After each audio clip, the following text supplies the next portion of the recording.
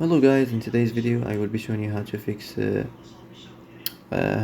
Amazon keeps loading problem. So the answer is easy. Just go to the settings and then scroll down to the apps section and then go to the search and search Amazon and then go to the storage, and here you will find this clear cache option. Click on it. Now you can go check it if it works, and if it didn't, you can try to restart your phone or turn the Wi-Fi off and on, or the Bluetooth or the airplane mode.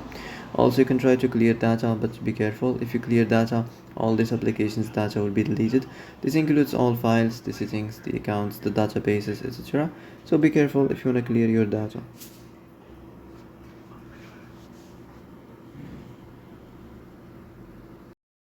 And that's it for today's video. I hope this is the answer you've been looking for. If you like this video, don't forget to like and subscribe, and see you in the next video. Thanks for watching.